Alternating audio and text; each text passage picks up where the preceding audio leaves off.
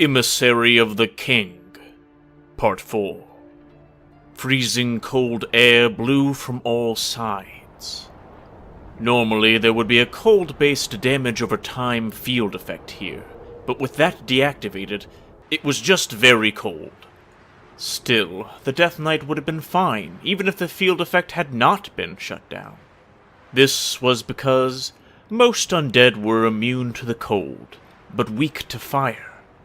Because of that, no matter how cold the temperature got, the undead would not be affected, and since they ignored all metabolism-related status effects, they could function perfectly well in high-temperature areas, although they would take extra damage from fire elemental attacks. By the way, Death Knights are completely immune to the cold, yet not weak to fire. The only thing slowing his footsteps was the snow. Wearing full plate armor would slow him down, and it caused his entire leg to sink deeply into the snow. If he was not undead, he would have succumbed to the fatigue long ago.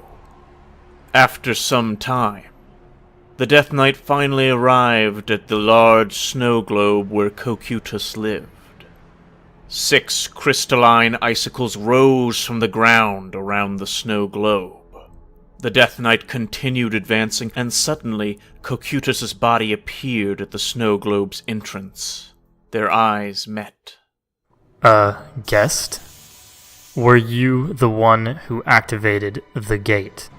I received a report that an undead creature of Nazarick was passing through, but you do not look familiar. Once the Death Knight said he was summoned by Ainz. Cocytus's insectile face took on a look of surprise. No, the clacking of his huge lower mandibles was a sign of shock. That was probably the most accurate answer. Oh, I have not shown the proper respect to think you were Ainz-sama's messenger. The Death Knight motioned to stop Cocytus from kneeling, and told him about the events in Shaltyr's room. However, it would be difficult to let the other party understand that he was an inferior. So, he decided to start by having them address each other as equals first. I see. So you were at Shaltyr's place as well. I understand. Then let us proceed. Was it because of his nature as a warrior? Or was it because he was a man? Either way, he seemed to accept it much faster than Shaltyr. This is not a place to entertain guests, especially Ainz-sama's messenger. If you don't mind, would you like to come into my home? The Death Knight's body was unaffected by fatigue, so standing here would have been fine. However, he had no reason to refuse the offer. Also, like Cocytus said, the respect he was showing was simply not because of his master. Refusing the invitation would reflect badly on the both of them. He followed Cocytus into the big snow globe. The walls, the ceiling, and furniture seemed to be made out of ice. This was probably an artistic decision. Aside from that, it wasn't much different from a regular home. However, it was big. It was big enough that Cocytus could swing his swords without any problem anywhere in the interior. It was probably designed with indoor fighting in mind. They came to what looked like a conference room. The Death Knight refused the offer of beverages. They had already been prepared for him on Shaltyr's side, but he felt bad about making people prepare special drinks just for him. Forgive me for rushing you, but can you let me hear the questions? Cocytus spoke from his place opposite the Death Knight at the table. Ainz-sama did not use message, but sent an undead messenger. This must be very important. What is the matter? The Death Knight understood that its master wanted him to open with saying, "Sorry, this isn't important." But he also understood that to the Guardians, everything concerning Ainz-sama was important. Still, He knew that was not what his master wanted. What do you mean by isn't important? Ainz is the one who gathered the supreme beings who made this land and everything on it. What could be more important than his words? There must be a limit to modesty, even for you. Cocytus's words resonated strongly with the Death Knight, and he nodded deeply in agreement. The two of them exchanged glances again. Their eyes met for a moment, a vanishingly short amount of time, but that was enough. The communication they exchanged through their souls did not need crude things such as words. The two of them rose from their seats and reflexively extended their hands, shaking them tightly. As warriors who believed strongly in loyalty, honesty, and earnest service, they saw kindred spirits within each other. Pleased to meet you. The Death Knight roared softly in agreement. Reluctantly, each unwilling to be the first to release their grip, the two sat back down. Then we should move on to the main topic. What did Ainz say? The Death Knight asked Cocytus about his interpersonal relationships, about the people he was closest and least close to. Cocytus blinked. An impressive feat, considering that he had compound eyes. Closest to and least close to? A difficult question. Cocytus folded two of his forearms. By close, do you mean the ones I am friendliest with, or something else? The Death Knight indicated that it was the former. As Cocytus fell into thought, he roared. If I knew Ainz true intentions, I could give a better answer. If you mean the floor guardians I am on good terms with, that would be Demiurge. If that includes all the guardians, that would also include Kyofuku, and I also maintain ties with Grant and Kyoshu. The Death Knight nodded in understanding, and waited for the next answer. Cocytus thought for a while, and then shook his head. When I think about it, there is nobody among the creations of the Supreme Beings whom I do not get along with.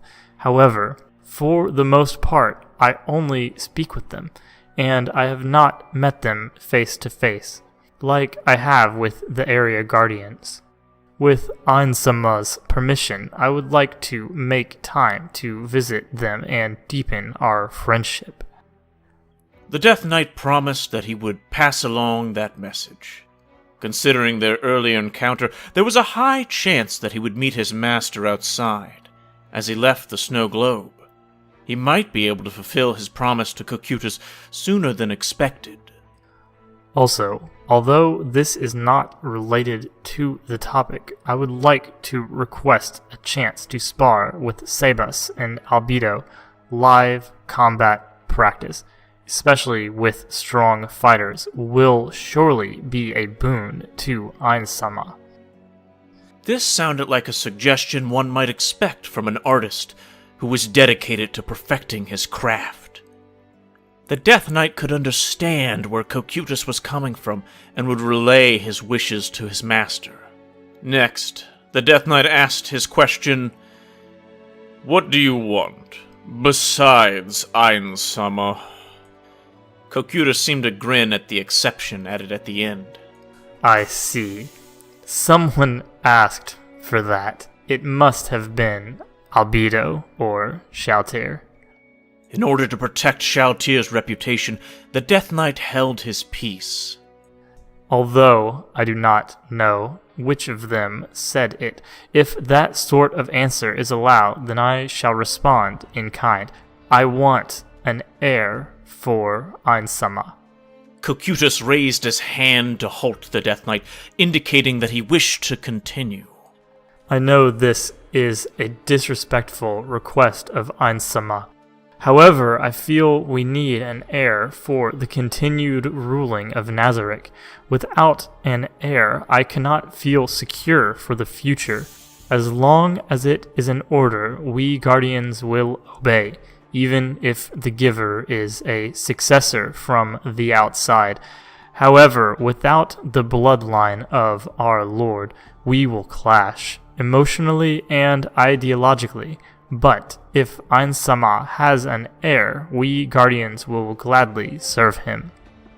The Death Knight could not say anything to Cocytus, who was standing with his chest puffed up. This was a feeling that he, who was created to obey his master, could not understand. Ah, an heir. My blood is boiling. Eventually, he nodded in satisfaction. Ainz-sama's heir will surely be an outstanding magic caster. That being the case, I will have no chance to teach him swordsmanship as expected. His mother should be a warrior. No, that is wrong. Because he is a magic caster, he will need a skilled warrior to guard his body. Therefore, I will take charge of that task. I will teach him how to deal with melee attackers. No, with me around, nobody will be able to get close enough to threaten him. Cocytus's compound eyes seemed to be watching a beautiful vista that only he could see. Oh, that is correct. I am very strong. I will not let weak enemies like that near the young master. Come, if you are not afraid of death. Cocytus's vast arms were moving as he slaughtered phantom enemies in their droves. He only came back to his senses when the Death Knight thanked him for his time. Then I believe this is important. Please inform Ainz-sama about the matter of the succession. As the Death Knight left the snow globe and entered a world of driving snow, his master's words echoed in his mind as he had expected they would. The Death Knight lengthened his strides in compliance with the order. No. Because there was a long distance between his current location and the indicated location, he would need to move fast in order to avoid wasting Ainz-sama's time. With a mighty roar, the Death Knight broke into a sprint. He churned the snow aside as he ran, heading towards his master as fast as he could. Just as he reached the assigned spot and began to look around, a shape of jet black corrupted the pure white world. Or rather, because the Death Knight was also a black-colored figure, it might be better to say that the blackness of the world intensified. Sorry for making you rush, and try not to make so much noise. It attracts attention. Upon hearing his master's first words, the Death Knight hurriedly shut his mouth. Cocytus's quarters are surrounded by subordinates called Frost Virgins, and they have the ability to see through invisibility, so I couldn't wait there. That was really risky. All right. Let me hear your report, then. The Death Knight began explaining, and Ainz nodded his head magnanimously as he listened. I see. Well, I see the similarities between Cocytus and Demiurge and how they might get along. As for why Toma was not included, it's probably because Sebas's maids do not work in the same place as him. Although Grant, Kyo-Hu-Ko, and Gasho-Kyokyo-Cho are on different floors as well. Well, there's no point worrying too much about it. After acknowledging that his master understood, the Death Knight continued by speaking about the somewhat unrelated request. Ainz nodded in approval several times as he listened. Even amongst the Guardians of Nazarick, those three can be considered the top amongst the warrior classes. Cocytus has the advantage against Albedo, but not against Sebas. Sebas is strong against Cocytus, but not against Albedo. Albedo can probably win against Sebas, but not against Cocytus. And his request for training truly reflects Cocytus's personality. Though, can we really become stronger? If they really are strong because their data says they are, doesn't that mean their limits are also decided by their data? His master fell into silence and looked at his hands. The Death Knight sensed that these words were not directed at him, so he kept quiet and remained still. These hands can carry, but not wield, a great sword. Does that not illustrate my point? If their limits are already decided, we must be careful, because we do not know where the danger lies. The Death Knight did not know how to help with his master's uneasiness, and remained silent for the time being. Of course, his master did not expect the Death Knight to say anything. Ainz's line of sight shifted, and rested squarely on the Death Knight. If I could, I would like to get a naturally spawned Death Knight from somewhere, and train it with a summoned Death Knight, to see if there's a difference in the outcome. Do wild Death Knights even exist? If they did, I could investigate a lot of things, although, as I thought, gaining this information is vital. My apologies. Let's get back on track. What about the next question? As the Death Knight mentioned the matter of Ainz's child, confusion blossomed on his master's face. What was that? The Death Knight assumed he was being asked to repeat himself, so he did. Children. Ainz looked at his waist and tilted his head. How does he expect me to make a child? Birth one by magic? Maybe super tier spells might be able to do it. The Death Knight watched as his master grabbed his head, unable to help him. No. That would be too much of a waste, so it's out of the question. Children. Well, for now, there's no need to worry about that. Although, he's worried about there being nobody left. Huh? Well, I certainly understand that feeling. I really do. If somebody else had stayed behind, well, things would have been different. Those words were not directed at the Death Knight. He could see his master was looking into the distance, into a different place, at a different time. Ainz shook his head and looked back at the Death Knight. All right, in the future, ask them not to ask about anything related to me at all. The Death Knight nodded deeply in acknowledgement. Then, next up will be the Dark Elf twins. Since there's two of them, you may not have as much time as you need to ask them questions, but I think it'll be fine. I'll leave it to you. As he watched his master leave with the power of the ring, the Death Knight roared and began heading for the next floor. End of Part 4.